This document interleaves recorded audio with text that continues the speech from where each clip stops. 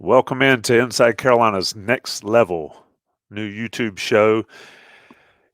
Greg Barnes is my guest. Greg, we've had a few. Greg Barnes is not my guest. Greg Barnes is the star of this show, as always. And today we highlight it because, Greg, we've had a few guests over the last several weeks, certainly relevant to what was going on with Carolina football at the time. Danny Cannell, Bud Elliott, David Hale last week, a great show. And it's just amazing, as we were planning out these shows, how things changed over the course of the year, the last 3 weeks or so, or a month or so of the season.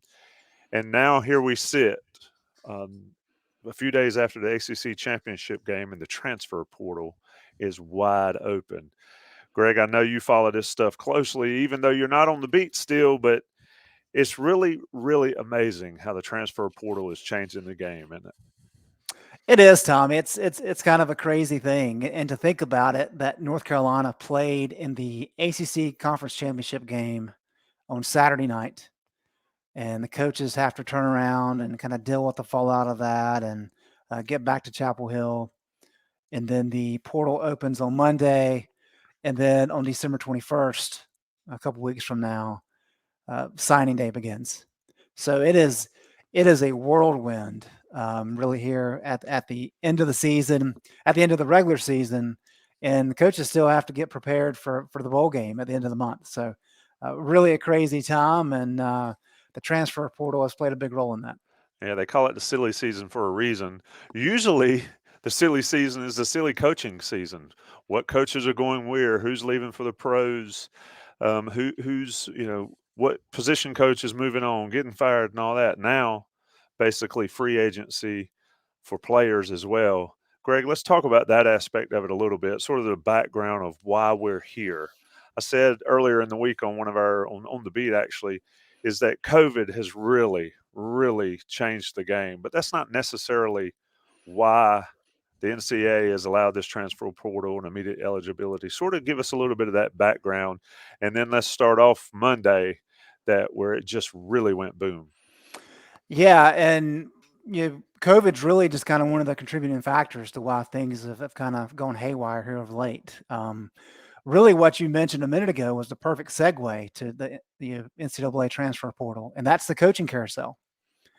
And really, where things stood, just 5 years ago, was that coaches could up and leave whenever they chose and go chase millions of dollars, and yet players were kind of stuck where they were. And if you wanted to transfer, you had to sit out a year. And there were some conferences like the ACC where a good example was Boston College's Phil Dracovic. If he wanted to transfer to Pittsburgh, not only would he have to sit out a year, if he had to get permission, if he didn't get permission, he'd have to sit out 2 years to do an intra-conference transfer.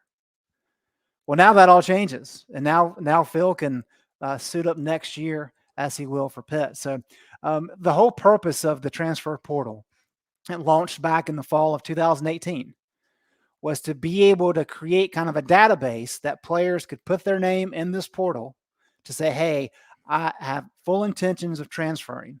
And that opened the door for coaches to be able to come in at other universities and say, okay, this is not tampering. We just want to touch base with you, see if we're a good fit, and determine if we want to make you an offer so that you can transfer to our program. That's the whole reason behind the transfer portal. Things changed dramatically after COVID. It's really ahead of the NIL situation, but it was in April of 2021 that the NCAA Board of Directors said, okay, we have this portal in place. Now we're going to eliminate the transfer rule of having to sit out a year. It's a one-time transfer exception where the first time that you transfer, you retain eligibility immediately. That's fine and dandy. However, what happened is because the way that the NCAA structured things, and a lot of it was because of legislature in various states, Florida being one of them, that really pushed the NCAA on name, image, and likeness. And so the NCAA, by the time July 1st, 2021 came around, they had to open the gates for NIL. So in a span of less than 3 months, you had a transfer portal situated where people could transfer immediately and be able to play. And then you had NIL. So you set up this situation where kids can really start looking for money, financial opportunities at other schools, and it was all within NCAA rules. And that has never been the case before. Now, when that first happened, we saw some of the challenges that it presented to a lot of college coaches. If you remember that first year of the portal, it didn't really start until July 1st. Well, think about that. If you're bringing kids in for training camp in August and you're having guys leave your program in July, that's a problem. So there's been some changes, and there's some big changes back in August. But what has changed is that first date for the transfer portal has been pushed back to May 1st for the spring session. However, what also happened in August was you got two firm windows, one being the May window, which is May 1st to May 15th. But the other is the postseason window, which starts the day after the conference championship or the college football playoff selection show. So it was December 5th this year, Monday. And it runs for 45 days. And so really what that does is it compresses a situation where you have all the transfer portal entries to one time. Because if you remember back to last year, North Carolina had a number of kids who entered the portal during the season. Emory Simmons did it. He was one of them. And so what the NCAA was trying to do in August is, okay, we've seen some of these issues. We saw the July 1st date didn't work. We saw the kids being able to enter the portal during the season didn't work. So they've tried to address that. The other big one that occurred in August is there was serious consideration to eliminating the one-time transfer exception. So had that gone through, kids could transfer as many times as they wanted to without having to sit out. They could transfer every single year if they wanted to. Fortunately, the board of directors put that on the back burner for now. So there's a number of good things that came out of that August meeting. There's still work to be done, but that kind of gets us to where we are, Tommy. And just to kind of give you an idea of what's taking place. If you go back to 2019-2020 season, so this is before the one-time transfer exception was put into place. There were 1,700 FBS players that entered the portal that year. After that exception was put in, so last year, there was more than 3,000. Wow. In the first 2 days of this period, so Monday and Tuesday of this week, there's more than 1,000 names already put in. And so we're seeing some pretty crazy numbers. There's a lot of good tidbits here. I think one thing that people would be most fascinated by is the number of transfers happening in basketball. I know we're talking specifically about football right now, but just to kind of give you some perspective. And granted, look, the FBS is only 131 teams in football. Division I basketball is 360 teams, 361 teams this year. So we're talking about a big difference there, but you also have much smaller rosters. In 2011, there was 577 total transfers across the country in college basketball at the Division I level. In 2021, that jumped up to 1,700. So the impact of the portal has been pretty clear.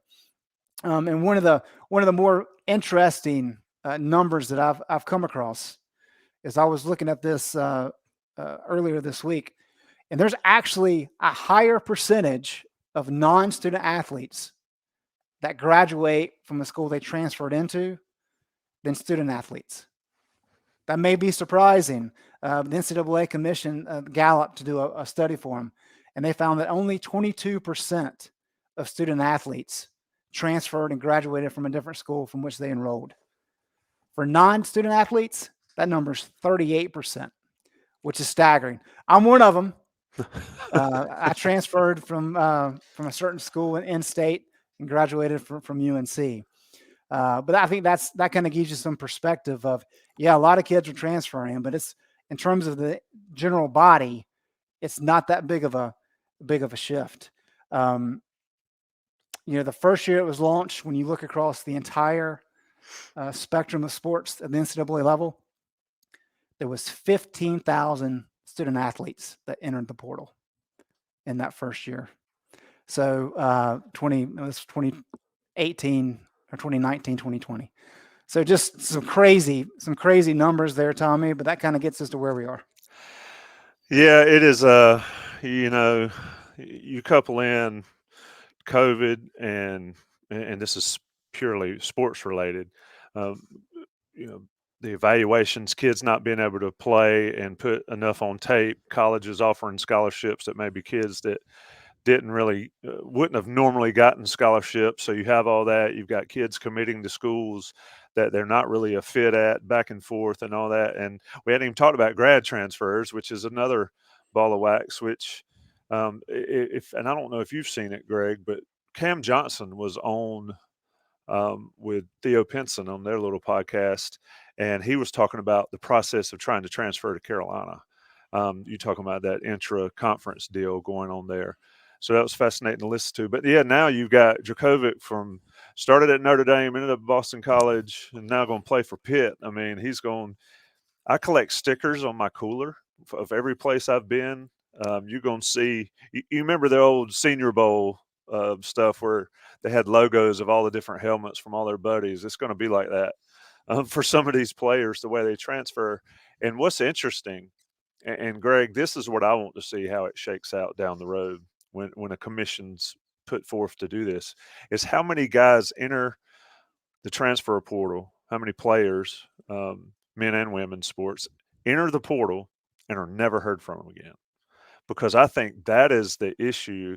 That's the negative downside issue to all this is you've got a scholarship, you've got a free opportunity to get an education at a university of whatever it is. We'll say North Carolina, and you decide to put your name in the transfer portal, and you leave that school, and you never get picked up by anybody else. So, not only did you lose the opportunity to play a sport that you were part of the team, you lose the opportunity to have a free education.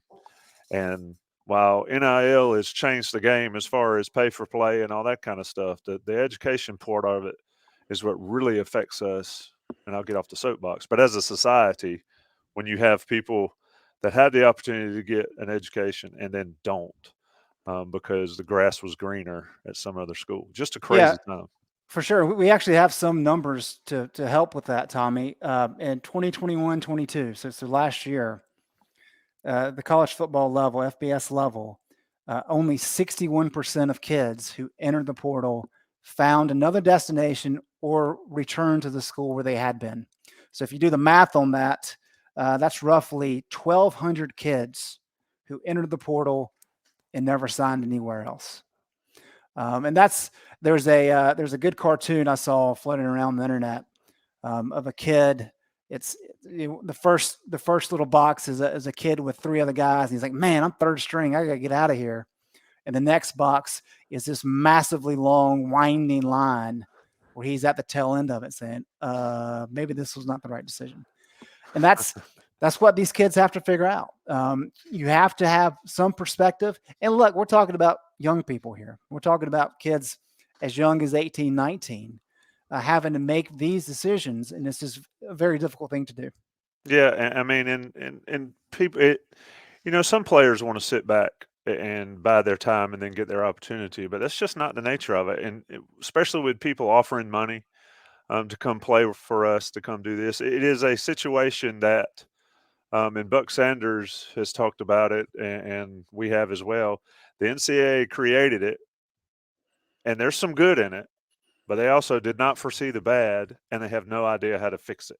And I think, uh, I think it needs to be a one-time deal. You can transfer and play immediately, whether it's a graduate or a transfer, and that's it. You can't do the underclass transfer portal and then do the graduate deal. Something needs to be done, and we haven't even talked about um, the tampering aspect of it, Greg. The inducement aspect of it. I mean, Pittsburgh's best player last year left. He would have gotten 100 plus catches at Pittsburgh. Um, well, it depends on Keaton Slovis's play, but he left and he went and played for another university. Had a great year. Didn't hurt himself. He bettered himself. But for Pittsburgh, for that school, just unbelievable that you would just up and leave. It's not about playing time anymore, is it, Greg? Not necessarily. Not necessarily.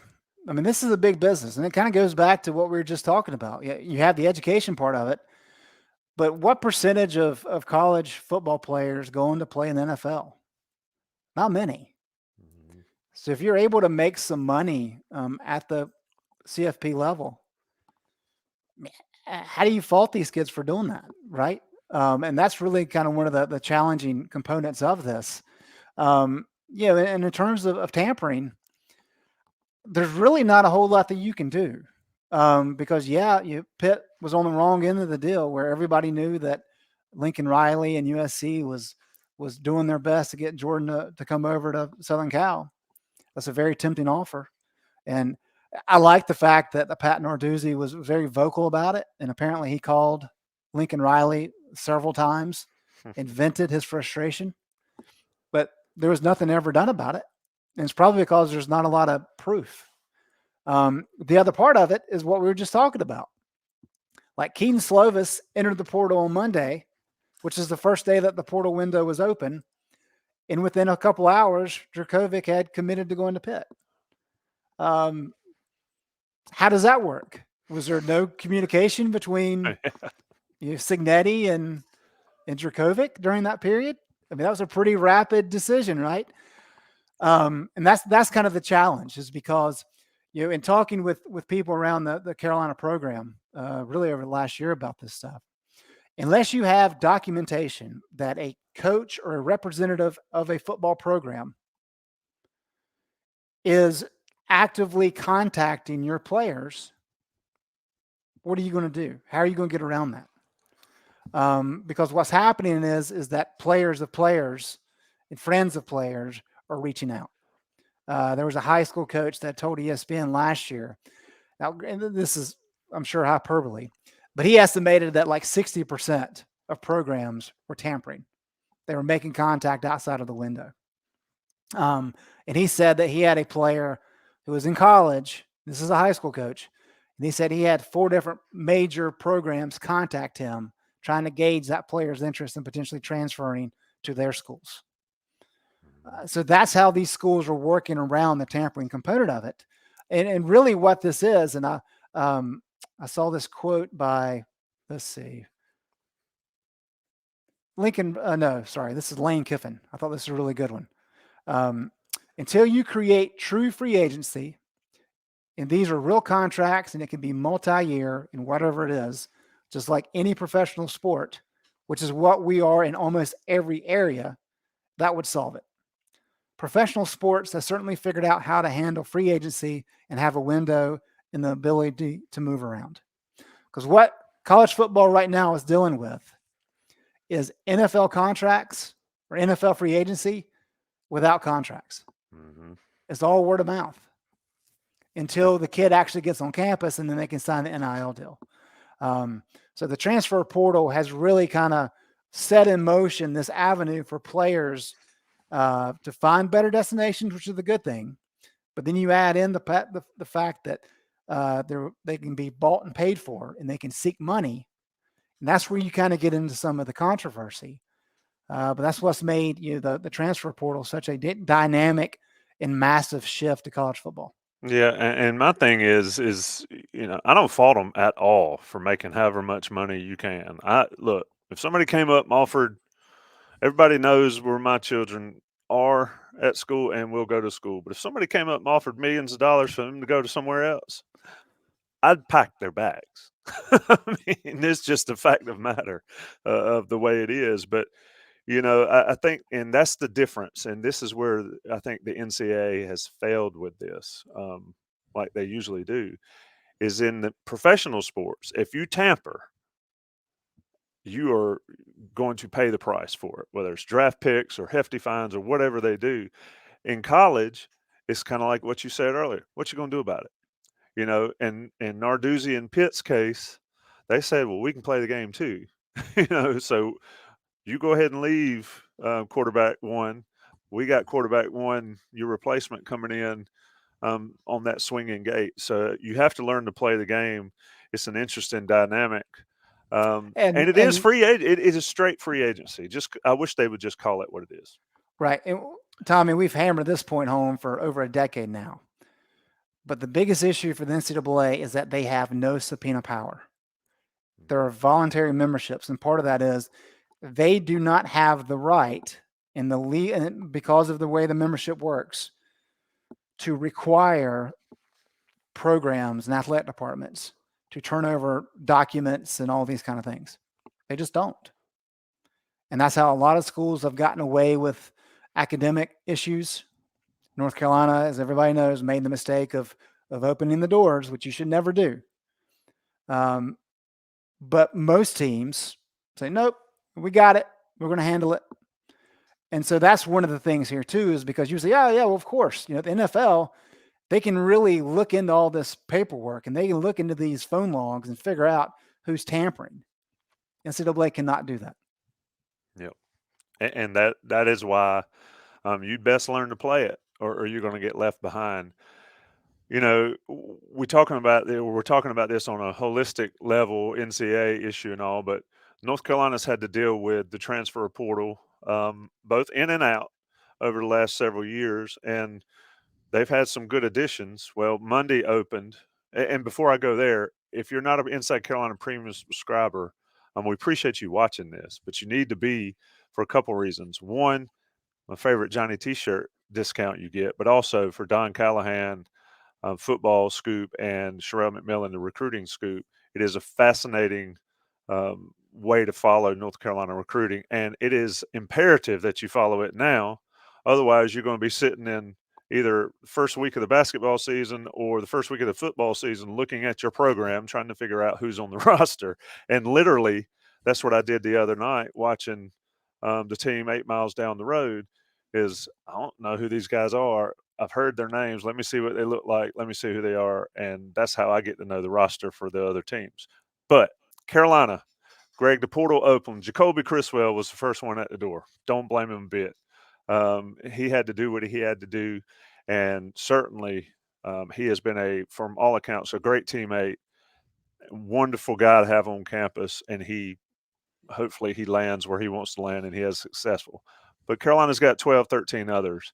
Your overall take on how this has affected North Carolina outbound thus far, and then we'll get into the whole thing in theory for North Carolina.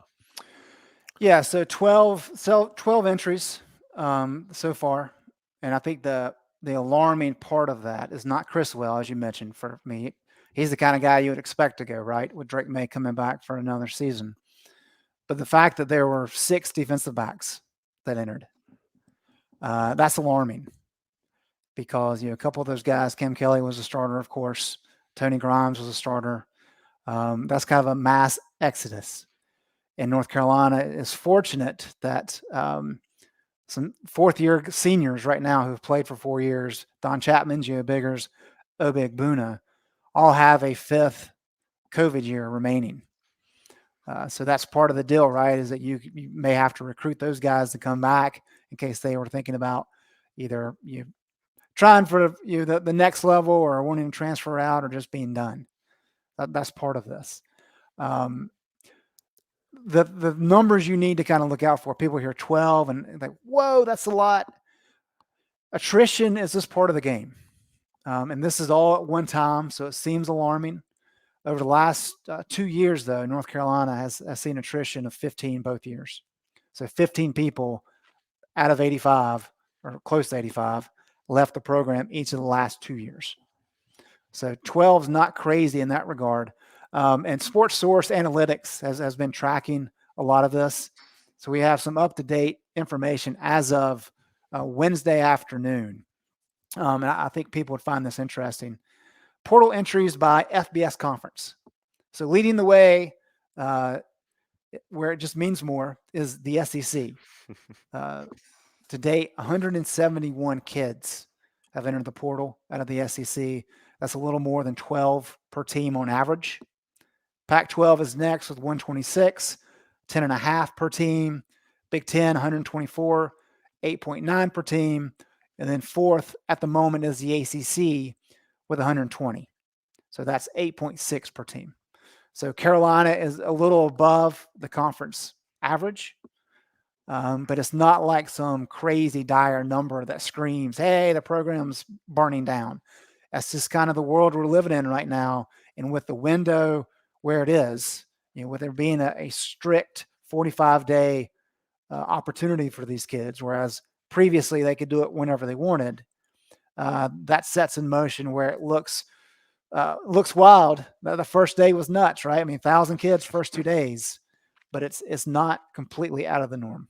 Yeah, and we are recording this Wednesday afternoon. The last name that went in the portal for North Carolina that we are publicly aware of, Dante Balfour.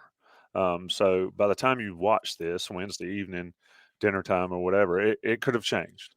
So bear with us in that regard. If you hear a number and you say, well, wait a minute, I thought it was more than that. But you've got guys, and to your point, the defensive back room has been decimated by the transfers. You can debate the level of talent and whether or not these guys would play and all you want. But the bottom line is when you have a room of 10 to 12, 13, 14 guys and 6 of them walk out, that certainly makes the need to do something else or to get more bodies in there paramount. And to Greg's point there, this is a 45-day window. So while the first day was madness, it's open until after the bowl game into mid-January, and who knows where you go from there. I think that it's just the new norm. I think Carolina will be fine. Greg, one thing I wanted to talk to you about here before we get out of here, and this has been the next level, of course, sponsored by Johnny T-shirt, is Carolina's ability to bring people in. That has long been an issue for North Carolina. You hear about, whether it's true or not, but the rumors, Deion Sanders goes to Colorado, and Colorado's had issues getting guys in, and they've allegedly have promised that those requirements will be relaxed a little bit to help him build the program back. Where is North Carolina on this point here? Because obviously Stanford has a ton of guys leaving. Those guys would be able to transfer, I would think, almost easily into North Carolina, but not the case with a lot of other places. How does Mac Brown and his staff and the compliance people and the academic people, how do they deal with whatever hurdles North Carolina, the university, may present? Yeah, well, look, people are not going to like to hear this, but after what happened with the NCAA investigation into AFAM, North Carolina is not in a situation where they can just completely strip down requirements for athletic transfers. It's just not going to happen. Now, you do have a little bit of flexibility, of course, as all programs do.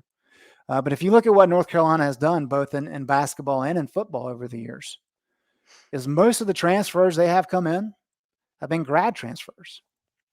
And that's for a reason, because those kids already have their necessary requirements in place and they've graduated and they're applying to grad schools.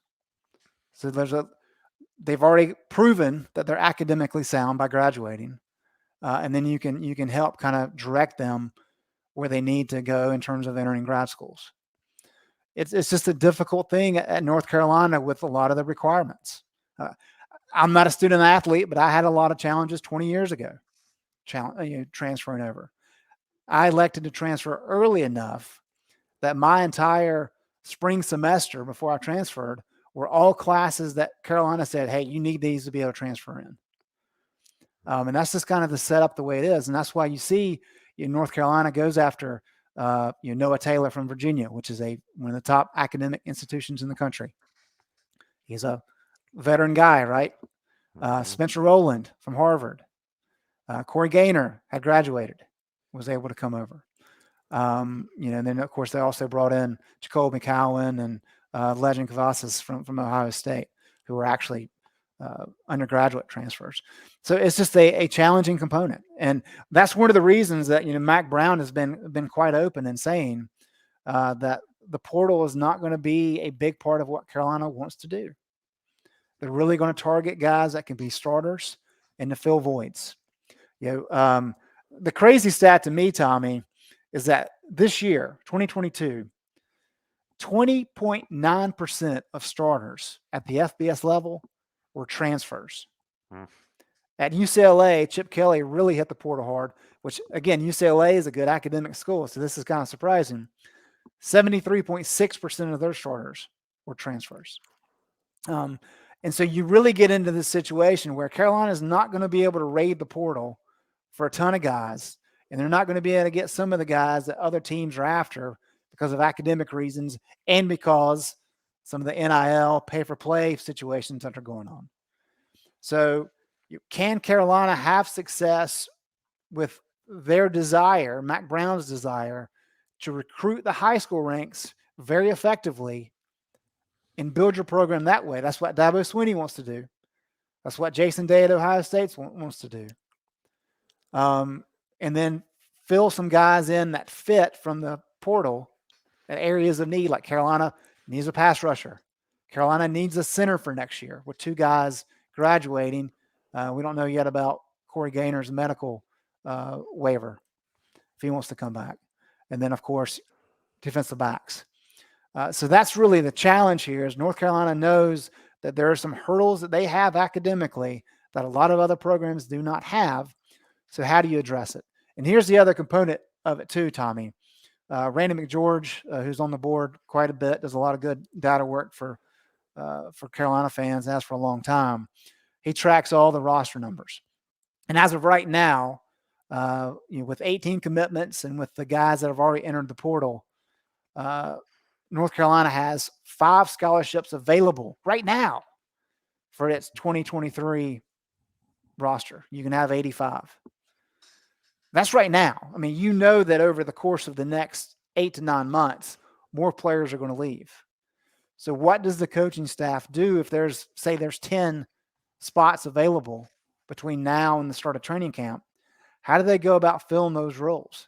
Do you sign a bunch of extra kids in the recruiting class, even though you may not have some of the high-end guys that you want?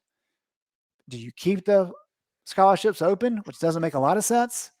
Or do you really try to hit the portal hard and find guys that kind of fit these narrow windows that the program needs to hit? So it's really a challenging thing that they want to do right now. And of course, Patrick Suddas, who's the general manager who handles a lot of this stuff, just a tough stretch of days for him and his staff. Yeah, and one thing, and while you were talking there, I was thinking about it. I mean, high school recruiting has changed totally. Do you take an 18-year-old that you can mold into a good football player? Do you take a grown 22, 23-year-old guy that's been playing major college football and you plug them straight in? But then I thought, maybe you take some flyers on the high school guys that might not normally take because of the portal, because you can get them out of there freely and not ruin them, or you can get somebody to replace them. So it's an interesting dynamic. I just think for a lot of the old school people that love college football and college athletics the way it is not that way anymore. And you either get on the bus or you find another sport. And you said Jason Day earlier. It's Ryan Day at Ohio State. Jason Day, if you want to follow Jason Day, go follow the PGA Tour. Sorry. And or is he PGA or did he transfer to the He's anyway? still PGA. Yep. Great stuff with Greg Barnes. Greg, anything left? I mean, I just think for folks that listen to Inside Carolina and take part on Inside Carolina, you mentioned Mac or Randy McGeorge, some unbelievable threads, Don stuff. There have been offers out there. If you're wondering, is Carolina sitting pat, waiting for somebody to fall in their lap? No, they are actively out there recruiting and offering players to come play for North Carolina that are currently out of the schools. So there's a ton of work to be done. Greg, any final thoughts on it? The changes of the game really drives people crazy, but it is really just a matter of managing it and catching on. Mac Brown's up to it, right? Yeah, that's a great question, right? Because it's completely different than what he's ever had to deal with, Mm-hmm. and that's the challenge. I listened to an interview with Jason Day the other day, so that's why I apologize to the Buckeyes listening. But we'll close with a Ryan Day quote. This is what he told the Columbus Dispatch, and I think this speaks to a lot of the issues that some of the established programs are probably concerned about. I mean, if you look at like Georgia, I don't think Georgia's had anybody enter the portal as of yet. And granted, you're talking about a team that's 2 games away from winning the national championship. But that speaks to kind of the culture in play. But Ryan Day said, quote, it's dangerous to live in the portal world. I don't think it's sustainable for the chemistry and culture of your team to be doing that. So if we do bring in somebody, it has to be deliberate. We have to think it all the way through, and it has to be the right fit at the right time.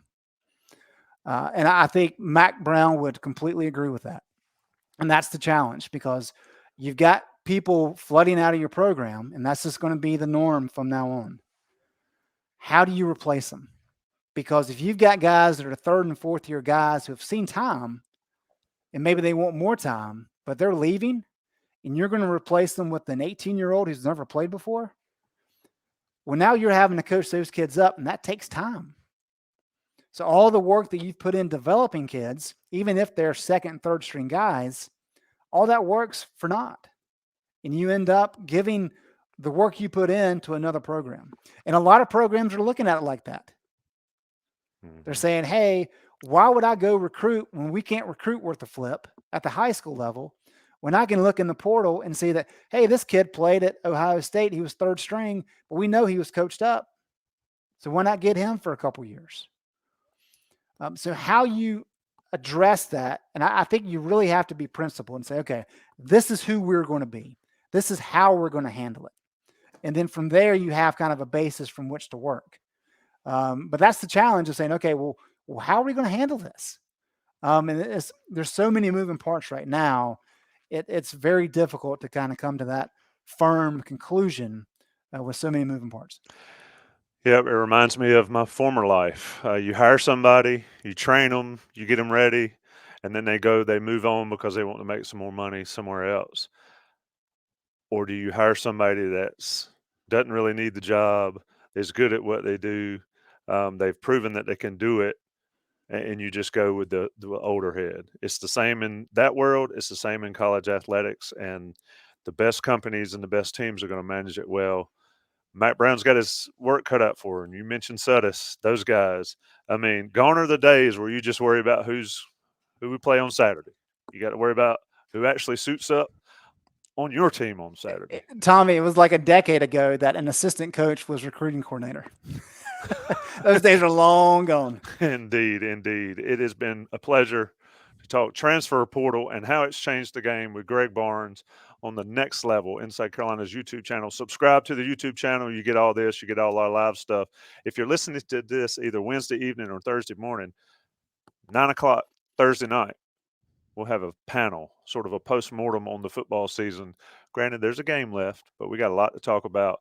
Inside Carolina Live YouTube channel at 9 o'clock on Thursday evening. Greg Barnes, it's always a pleasure, my man. Yep, enjoyed it, Tommy.